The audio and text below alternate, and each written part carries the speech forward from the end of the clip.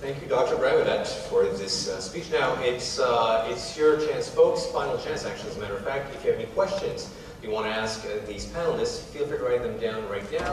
And once again, I'll ask the people at the end of the rows, and supposed to be in the rows as possible, to just put these to the side, and we'll have ushers pick them up. Alors, c'est votre chance, mesdames, messieurs, d'écrire une question que vous voudriez que l'on pose à nos invités. On va commencer avec une première table ronde d'environ 15-20 minutes en attendant, pendant que nous passons à travers les questions, et puis ensuite nous passons à vos questions.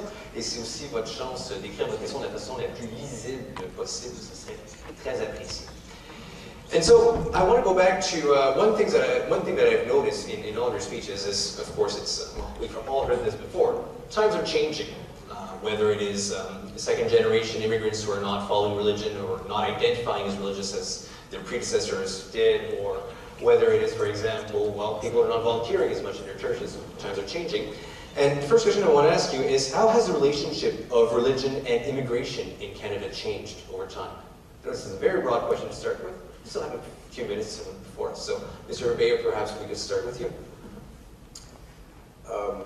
Religion used to be, in some senses, a far more important question because of the way, shall we say, the dominant culture understood itself in times past. The country was founded back in the 17th century very much as, among other things, a Christian enterprise. First, a Roman Catholic enterprise. The French regime excluded all non-Roman Catholics after 1627. And then when the British took over in the later 18th century, they tried to do something similar, but for political reasons tolerated the Catholics. And then the Catholic-Protestant divide became extremely important. And religion was one of the big questions as various immigrants came in. What was their religion? It's very, very important that we know what their religion is, because we don't want people who aren't going to become part of us.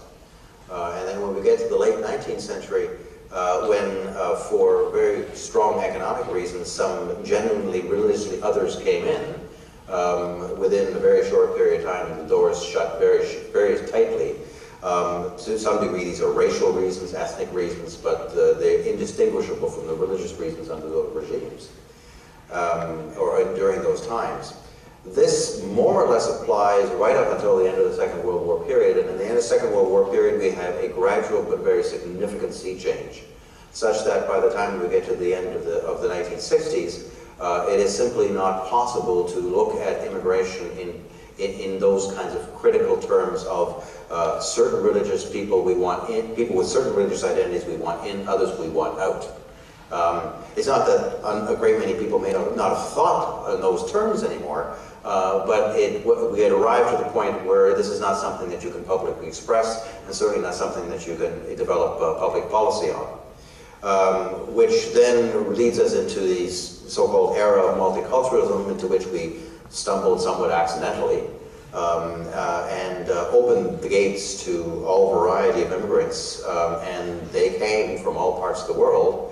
And only in the last 20 years or so have we actually begun to deal in any serious way, whether at the public policy level or even as a society, with the very fact of the tremendously increased, especially in the larger cities, religious diversity that has resulted. So really, it's over the last 20 years, Mr. Brown, yeah? Well, I think that Peter mentioned the kind of end of the 1960s as kind of a turning point, and that turning point was political and then became demographic in the sense that really prior to the 60s, prior to the end of the 60s, we had a very formally racialized, or if not actually formally racist, immigration system where we had quotas for how many people from places X and Y we wanted to allow in. And if you look at those, what the quotas were like, or what the intake was like, it was pretty clear who they preferred, white Northern European Christians of various kinds. And then toward the end of the 60s, they switched, and it's quite a sea change really, they switched from a quota system to a point system, which is what we've inherited now. And that really changed things ethnically, racially, linguistically in Canada, because it no longer was a case that they were looking to fulfill a certain quota of people from China or from Jamaica or from wherever, but rather whoever could meet whoever could score well enough on the point system could get in. Granted, in order to score well in the point system, you had to have certain things which generally still favored people who were from away, but you actually look at the intake numbers years following the 60s, and you see it's totally different if you look at the 80s versus the 50s. It's really a different picture. It was when the multiculturalism act was brought in, right, at the end of the 60s. Well, it was the policy was announced in the am I still on? The policy was announced in the 70s, but it didn't come in until 88 actually. The changes in immigration were end of 60s, beginning of 70s, and in a sense, the policy responded, among other things, to this changing world that was emerging around Trudeau and others, and so. Yeah, it's really been a dramatic change. I mean, I always give to my students a table that sort of says the top 10 source countries of immigrants in 1958 and the top 10 source countries in 1983 or something like that. And it's really, really different. And so that has led, consequently, to tremendous changes in religious demographics as well. But as Peter mentioned, it's still the case that now it's under 10% non-Christian people in Canada. In fact, faster growing segment is really the people who are non-religious or who say no religion. And yet, really, by 2013, it is going to be well into the double digits. And so it's a big change. Dr. Brodeur, vous êtes d'accord, il y a eu des changements récents, surtout dans les 20-30 dernières années? Oui, tout à fait. Et puis, justement, ça a eu un impact important sur la question, justement, de la présence musulmane au Canada, entre autres, mais aussi hindou, bouddhiste, etc.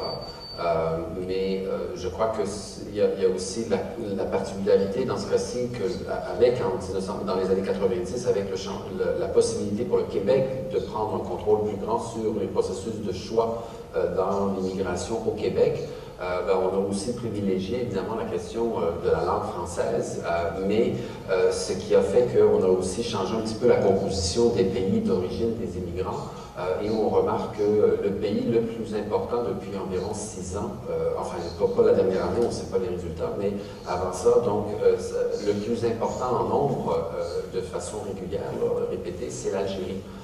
Donc c'est plus que la France même. Donc, c'est intéressant de voir que ça fait donc comment, à travers ces politiques d'immigration, évidemment, ont des répercussions sur la composition, je dirais, de l'identité religieuse, au moins au niveau de la nomenclature, parce que ça ne veut pas dire que tous les Algériens conçoivent leur identité musulmane de la même façon. Il y en a beaucoup qui viennent ici en partie, soit par opposition à certaines formes de fanatisme islamique chez eux, à cause de la décade noire des années 90, mais il y en a d'autres également qui le conçoivent, qui sont très, très républicains, en fait, dans la conception du rapport à l'État et dans une notion de pratique religieuse qui est plutôt privatisée ou culturalisée même. Donc il y a beaucoup de diversité selon les pays d'origine des musulmans dans ce cas-ci. Et il y a une différence donc un petit peu entre le Québec au niveau de sa politique d'immigration et le reste du Canada. And Mr. Choi, do you find that the relationship of religion and immigration has changed as well and has evolved over the last 20 years mostly? Well, I can't provide as wide a perspective as the other 3 panelists, but I can speak about my own community, and certainly I've noticed a change for sure. The first generation, for example, my parents' generation, they focused on, or the temple, or even the Christian church was a space for more social acculturation.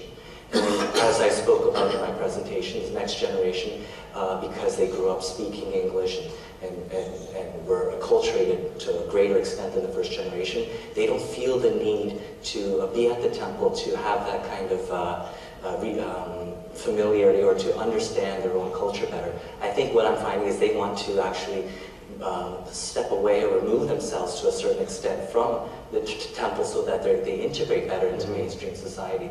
But now you have another group. I recently visited Toronto, and I found that I guess you would call them not the 3rd generation, but they're the children of immigrants from the 90s and early millennial period. Do we call them the 2.5 perhaps? Yeah, whatever you like. Yeah, I guess so.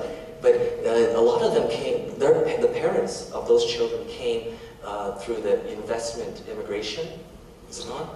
Through the investment immigration process, and therefore economically, I'm finding that they come alone. A lot of them come as single parents because the father is back in the homeland sending the money over. It's a remittance. And they're compared to my parents' generation, they're much more well off, and they don't have to work as much, and they're at home. And the children, because the parents are at home, there's a focus on the Korean culture at home, the Korean language, and so they speak the language better than myself or my generation did. Right. Because my parents' generation had to work. Both had to work just to earn a sufficient income. Right. And so they weren't at home, and we never learned the language, and we spoke English all the time, and we weren't familiar with our culture. The only reason I can speak is because I went back for a certain amount of time. So there's a new generation, the 2.5, if you want to call them that, who are much more Koreanized. They're fluent in both languages, right? And they go to the temple as well. My generation, none of them go to the temple. The 1.5ers, yes, I mentioned them, but the second generation, the Canada born, none of them go because they just feel it's alien to them. Right. But for this new generation coming up, it's not alien, but also they're very comfortable with Western culture as well. So it's an interesting dynamic that's playing out. I think it has a lot to do with the immigration process. Mm-hmm. My parents came over because, well, basically they're poor and they're looking for work. The next generation of immigrants are coming with money, and that seems to have a very significant influence on their children and their religious identities and their religious practices, as well as ethnic.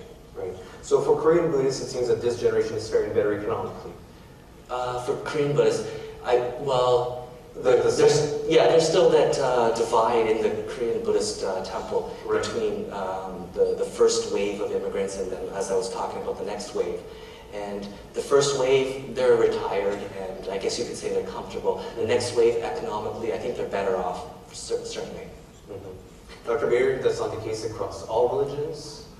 Well, what Glenn points out is and we've mentioned a few times, that there's another critical factor isn't just generation, it's cohort. Mm-hmm. Which group did you arrive with? And we've noticed, if you look at the patterns of religious identification of various groups along the decades from the 60s, the 70s, and the 80s, the patterns of religious identity change all the time. And we are now, at the moment, in another change because of the economic difficulties in certain European countries. All of a sudden, the number of Europeans is climbing right back up again, probably to levels that European immigration hasn't seen for about 3 or 4 decades in this country.